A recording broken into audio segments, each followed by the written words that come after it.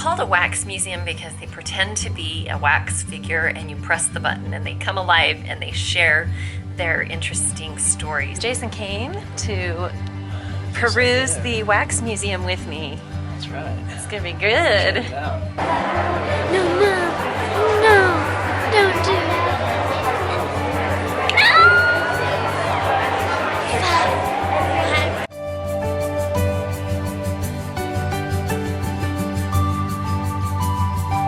We have a really fun day planned at the school today. It is the 5th grade wax museum, and what that is the students each select a historical figure. They get to dress up as that person. They get to do a presentation about their life and share some interesting facts. And it's called a wax museum because they pretend to be a wax figure and you press the button and they come alive and they share their interesting stories about the person that they chose. And Ella gets to do that today, and it is so awesome because she is learning about history at the same time. She's learning a little bit about presenting and performing. I'm not gonna lie, the theater nerd in me loves this because of the acting and the costumes. I wish I could say it was the history buff in me that loves it too, but I mean, well, it's a fun way to learn history, at least. So each student got to choose who they wanted to be, and they had to provide their teacher with at least a couple of options in case there were others who wanted to do it in their classroom. They had to make sure they didn't have too many duplicates. So the 3 people that Ella had submitted to do were Rosa Parks, Ella Fitzgerald, and Alexander Hamilton. And she got to portray Rosa Parks. And I love what she did with it. They've been working on this in their classroom for quite some time. They all put together a slideshow that they could present at the Wax Museum that would be playing behind them as they were doing their presentations. They also gathered all of their information and memorized a little speech about that person so that they could do that when the button gets pressed.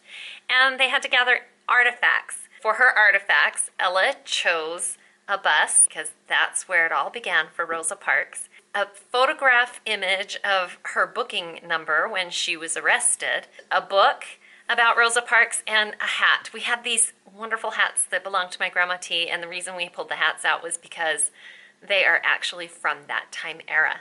When those hats were made was when Rosa Parks was around. That's kind of an exciting, fun way to add a little family history in there too. I'm excited to go see this wax museum and see what all of the kids have come up with. So Jason came to peruse the wax museum with me. That's right. It's gonna be good. Check it out. Let's go check it out.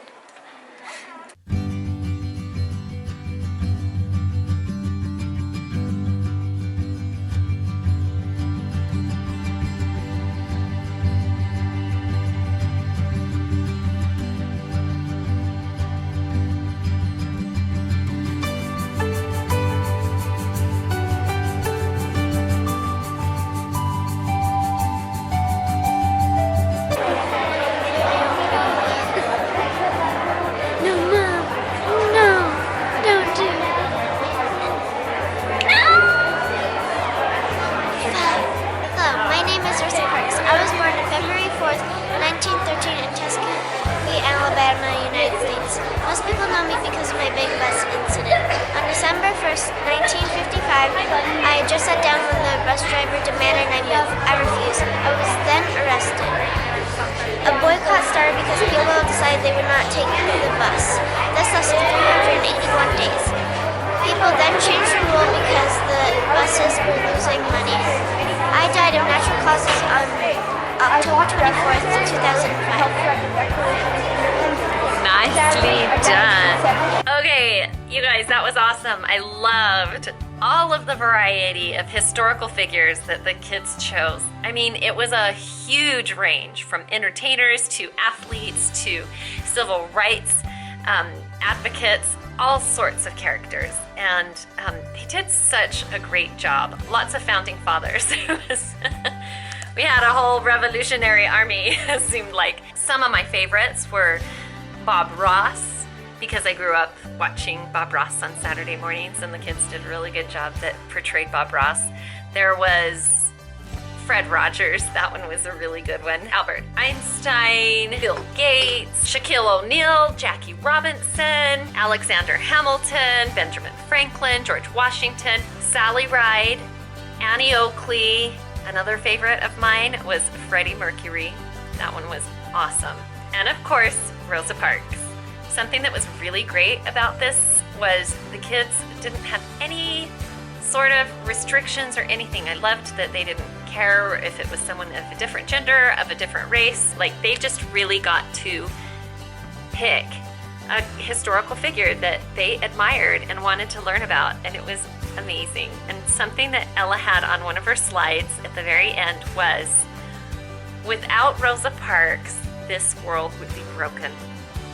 And isn't that so true, that because of her actions that helped to propel the civil rights movement, it has made such a difference in our world. And yes, we have a ways to go when it comes to civil rights and race relations, but had she not stood up for what she did when she did, by sitting down, this world would be a different place.